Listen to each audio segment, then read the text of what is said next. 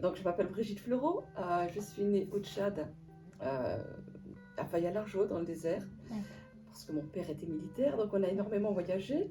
Et j'avais ce besoin constant, une fois arrivée en métropole, de repartir en voyage. Aujourd'hui, vous habitez où? Alors maintenant, j'habite à Val-des-Vignes, enfin maintenant, ça fait déjà quelques années, Oui. J'habite Val-des-Vignes à Péreuil. Et vous faites quoi dans la vie? Alors je suis agent d'accueil au lycée Grégoire. Et vous peignez du coup depuis jeune ou... Non, je peins par accident. Ah! J'ai toujours énormément dessiné parce que dans la famille, on est tous des dessinateurs entre guillemets. Mais j'avais un très très mauvais souvenir de la peinture durant mes cours d'art plastique au collège parce que j'ai fait mon collège à la Martinique. D'accord. Et donc on était censé aller peindre la végétation où on devait continuer la végétation autour d'une carte postale, mais à la peinture. Un échec total et je suis restée. Ah, ça vous a bloqué du coup. Et puis en février 2000, j'ai décidé d'arrêter de fumer parce que j'étais à 2 paquets de cigarettes, c'était l'horreur. Et je me suis dit, je vais arrêter de fumer, sauf que je ne pouvais plus dormir. Donc il fallait que je fasse quelque chose. D'accord.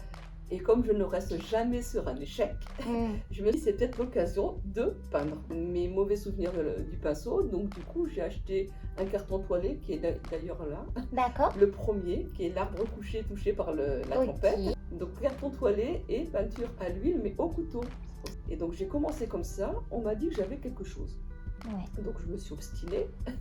Et puis j'en suis rendue, je suis passée par la phase où j'ai fait mélange huile et acrylique. D'accord. Pour tenter l'acrylique. Et puis j'ai eu la phase où j'ai fait moitié couteau et j'ai commencé à border le pinceau. Et puis en fait maintenant voilà, les derniers sont là. Vous n'avez jamais pris de cours de peinture à part à l'école Ah non, j'ai jamais coupé. Non, j'ai jamais pris de cours. Non, puis je veux pas parce que c'est empreinte de la patte de la personne qui va m'apprendre. Et quand je vais vouloir transmettre quelque chose, parce qu'en fait, il ne faut pas croire, hein, avant de faire la peinture, j'écrivais. D'accord. Donc je transmettais des émotions et des sensations personnelles. Ok. Et donc maintenant, je les transmets de façon différente par la peinture. Et si jamais je me dis constamment dans ma tête, non mais moi, le prof il m'a dit qu'il fallait faire comme ça, comme ça et comme ça, je ne vais pas transmettre ce que je ressens. D'accord, ok. Donc je ne veux pas. J'ai besoin du retour des autres, oui. D'où l'intérêt des expos, parce qu'il va y avoir forcément des personnes qui peignent et qui vont pouvoir me laisser sur mon petit livret. Vous devriez travailler telle chose, vous devriez approfondir telle chose. Et ça, pour moi, ça va me permettre d'avancer, évidemment. Est-ce que vous avez du coup un voyage qui vous a plus marqué qu'un autre? Alors tous les voyages m'ont apporté quelque chose, parce que, bon, comme en étant jeune, on a beaucoup voyagé.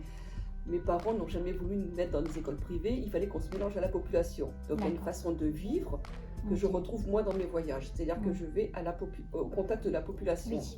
Mais il y a vraiment un voyage qui m'a énormément marqué, c'est l'Inde. J'ai fait tout le nord de l'Inde, donc le Rajasthan. J'ai été reçue par le roi du Rajasthan dans son palais. Il nous a invités, parce qu'on était plusieurs, on était 4. Il nous a invités à manger avec lui sur sa terrasse. Il avait prévu un spectacle avec feu d'artifice dans son parc, c'était quelque chose de magnifique. Et bien à côté de ça, il y a les gens qui vivent dans New Delhi. Voilà. Et donc j'ai eu des sensations, j'ai ressenti beaucoup de choses. Et c'est là où je me suis dit que ma façon de peindre pouvait servir à transmettre des émotions. Parce qu'avant, je peignais parce que j'avais envie de peindre. Maintenant, je peins, mais je fais passer des émotions, c'est différent. Vous faites passer des émotions. Et qu'est-ce que vous ressentez quand vous peignez? Est-ce que vous revivez votre voyage, vous revivez des moments ou vous peignez justement pour vous en souvenir? Je ne peins pas pour m'en souvenir parce que j'ai quand même la photo que j'ai prise avec toutes les annotations donc, à côté qui me permettent de retranscrire tout ce que j'ai ressenti à ce moment-là. C'est plus le côté sensation, émotion, c'est ça. D'accord. C'est ça qui en fait, la peinture me fait vibrer pour ça. Il y en a qui vibrent à travers des photos. Moi, c'est par rapport à ça, comme je pouvais vibrer à travers mes écrits. Oui, vous avez besoin de retranscrire. C'est ça. En fait, je suis quelqu'un d'hypersensible. Ça va souvent ensemble. Je suis très très sensible et j'ai besoin d'extérioriser ce ressenti. Parce qu'il y a des choses qui m'ont tellement marqué sur place.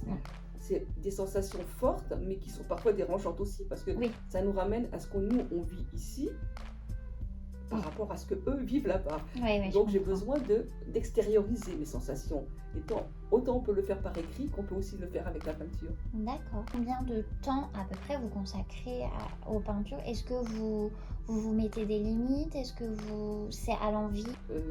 J'avais cette sensation de ne pas être normale et en fait on m'a dit que c'était tout à fait le fonctionnement des peintres. C'est-à-dire que je peux passer plusieurs mois sans peindre.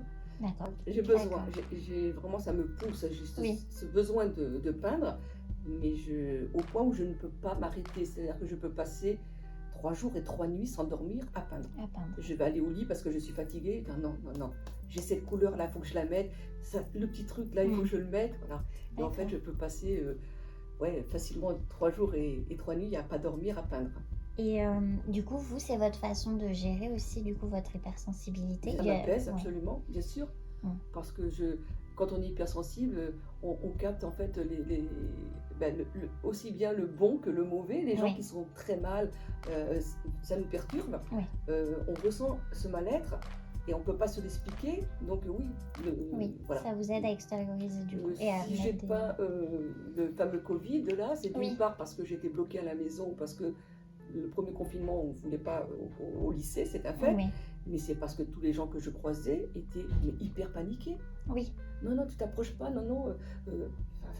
Et j'avais ce besoin de dire stop. Et donc voilà, ça a été ça. Vous l'avez vécu comment la période du Covid? Je l'ai très bien vécu. À partir du moment où j'ai dit là stop, il faut que je peigne, j'ai peint le Covid. Après, je me suis mise à peindre ce que je n'avais pas eu le temps de faire, à savoir mes retours de voyage, une partie de mes retours de voyage. Et j'ai très bien vécu. Je marche beaucoup, donc j'allais dans la nature. Voilà, j'avais ce besoin de marcher, j'allais... Donc vous avez réussi à avoir une vie normale, en final, vous vous êtes pas senti piégée dans... Alors, je me suis pas du tout sentie piégée, je me suis pas sentie en danger. Voilà. Et ça, je pense que c'était surtout lors du premier confinement, c'est important. Vous faites que des retours de voyage ou ça peut être autre chose? Il y a des paysages, j'ai fait une nature morte, j'ai fait des nus. Ça dépend de l'émotion, ça dépend de l'état d'esprit dans lequel je suis. D'accord. Mais c'est vrai que quand je reviens de voyage, les gens me touchent. J'ai besoin de... Voilà. Vous avez besoin de le peindre. Vous avez eu des écrits. Vous avez peint vous aussi, par rapport à vos écrits, vous avez retranscrit en tableau? Non, pas par rapport à mes écrits, parce que j'ai traduit des textes de l'espagnol en français. Donc c'était pas personnel. Et puis après, j'ai écrit quelque chose, mais...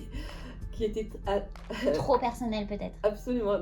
Donc à contrario très personnel, donc qui est parti à la correction, qui a été validé, qui était sur le point d'être publié et que j'ai pas pu faire publier.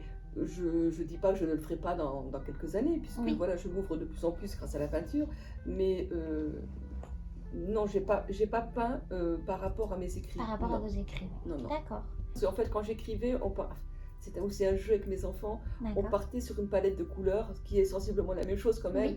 On partait sur une palette de couleurs ou sur quelques mots, et de là, on créait des textes. D'accord. C'était les aider, elles, à avancer par rapport à l'expression, mais autrement, non. Du coup, vous arrivez à concorder le côté de travail, la vie active au quotidien et votre côté plus artistique? Alors, dans la mesure où c'est par crise de boulimie, c'est compliqué. C'est très compliqué parce que, alors je peux peindre bien sûr quand je veux, quand je suis en vacances. Sauf que jusqu'à présent, mes vacances, je les réservais au voyage. Donc c'est plus facile maintenant, depuis 2 ans, parce que du coup, on est bloqué ici. Mais au quotidien, non, c'est compliqué puisque les horaires ne me permettent pas. Et est-ce que vous avez fait d'autres expositions? Est-ce que vous en avez d'autres à venir? Alors j'en ai fait d'autres, oui, puisque c'est la 5e. D'accord. Et j'en ai une qui devrait être mise en place après à Soyaux, soit sur la mairie, soit sur Soyelis. Et puis j'avais pris aussi contact avec le domaine d'Avigny. Donc en fait, je pense que début d'année prochaine, il y aura Soyaux. Et en suivant, l'été, il y aura domaine de la forêt de Vigny.